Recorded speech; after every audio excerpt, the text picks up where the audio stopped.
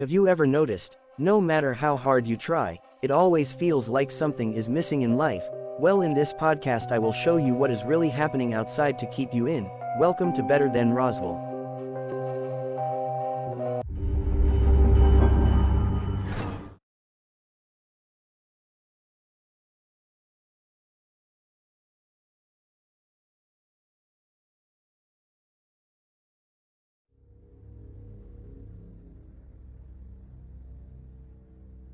Can you believe what you have been seeing on CNN today, ladies and gentlemen? Can you believe it? Supposedly, a CNN reporter found Osama bin Laden, took a television camera crew with him, went into Osama bin Laden's hideout, interviewed him and his top leadership, his top lieutenants and colonels and generals in their hideout. This is a CNN reporter with a camera crew. And he came out and told everybody, within 3 weeks, Osama bin Laden is going to attack the United States and Israel. Now, don't you think that's kind of strange, folks? You see, because the largest intelligence apparatus in the world, with the biggest budget in the history of the world, has been looking for Osama bin Laden for years and years and years, and can't find him. A reporter from CNN and his little camera crew got in to Osama bin Laden's secret hideout and conducted an interview. If you don't believe me, tune into CNN. They're probably running it right now as I'm speaking. And if you believe it, you are one of the stupidest jerks that ever lived on the face of this earth. And whatever is going to happen that they're going to blame on Osama bin Laden, don't you even believe it.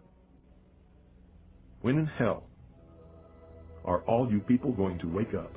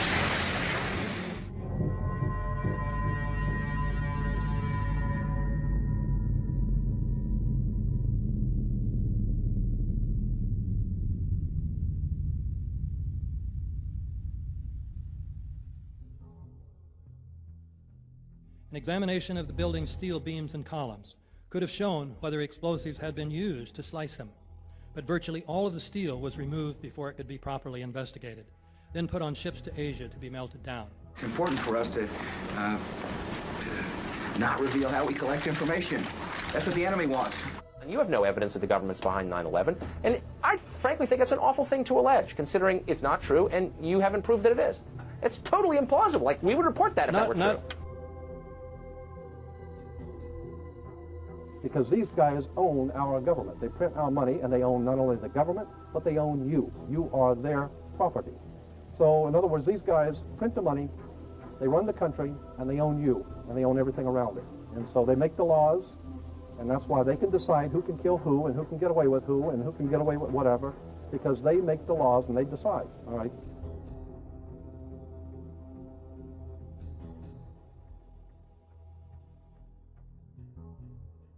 On that day, what did the president say to you?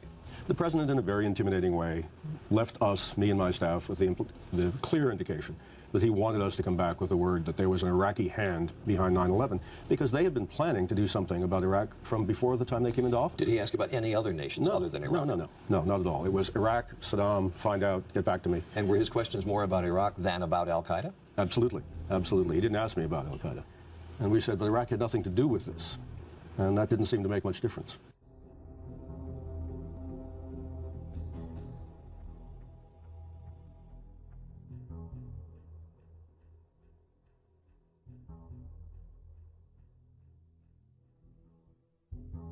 And we'll continue to work together to achieve peace. That's what we want. Freedom and peace.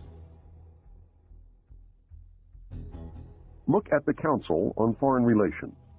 Many members, in fact, the majority, never serve on the executive committees. They never go through any initiation of any kind. They are, in fact, the power base and are used to gain a consensus of opinion. The majority are not really members, but are made to feel as if they are. In reality, they are being used and are unwilling or unable to understand. They may have been or may be members of the Christian or Jewish religions, but that is only to further their own ends. They are, and always have been, Luciferian and internationalists. They give allegiance to no particular nation, although they have used, on occasion, nationalism to further their causes. Their only concern is to gain greater economic and political power.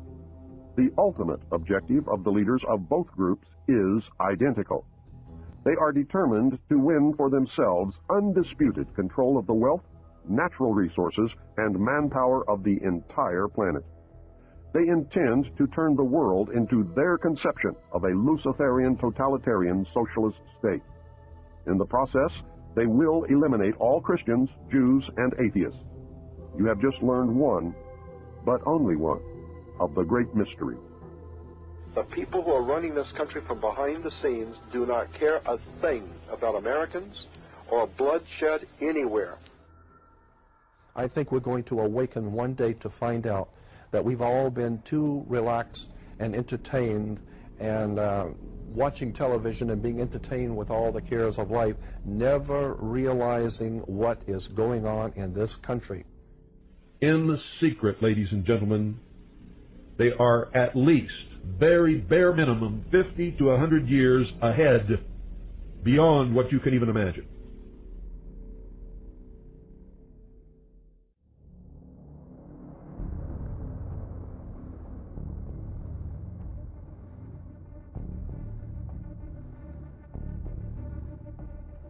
Taken over the weekend, then suddenly the light shoots up into the sky. There you see it. Another video from a different angle appears to show the light doing the same thing. You can see this thing comes down over through the valley, and in the valley, and then it turns and it comes straight. So something traveling that fast, turning at that speed, that low, is just insane. This seems potentially like one of the biggest stories of my lifetime.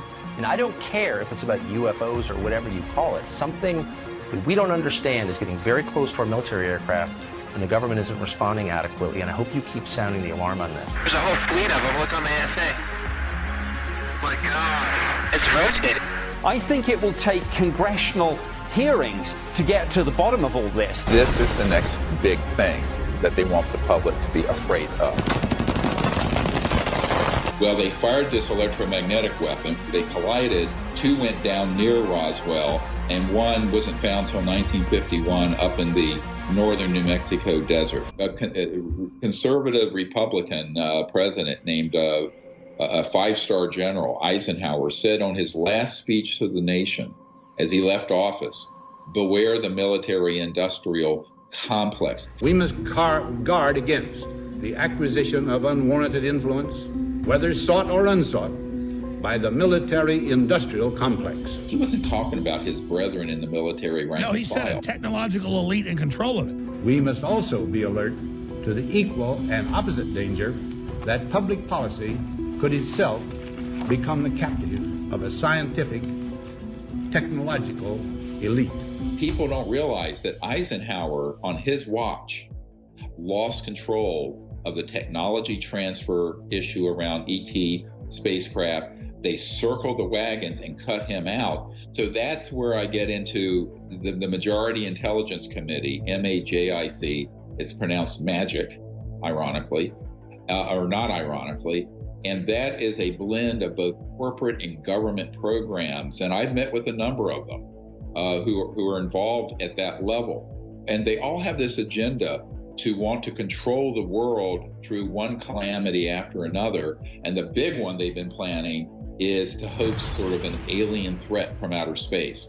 You know, Wernher von Braun back in the 70s on his deathbed told a member of my team that there was a long-term agenda to hoax a threat from outer space so that sort of the uber global elite, who are really fascists, wanted to take over the planet and unite humanity, not in love and peace or spiritual development or anything nice, but around a fearsome sort of police state conditions, and that they would go through a number of protocols to do that. First, there would be, of course, the Cold War, which they would wind down, replace it with global terrorism, and then global financial chaos. And then the big one, which is the one that they're working on most, that's been very covert in these unacknowledged special access projects, is this hoaxed alien threat. All of this is basically a dress rehearsal for what's coming, and people need to wake up. Fact or fiction, that is up to you, but a lot that was said here was not made up. While they keep us occupied with UFOs and fake invasions, the real war is fought in front of your eyes, and the biggest threat of it all is AI. But that is for another podcast. Thank you so much for watching. I am your host Exploration X, and if you enjoy these podcasts, please consider subscribing, as this really helps me out. Thank you.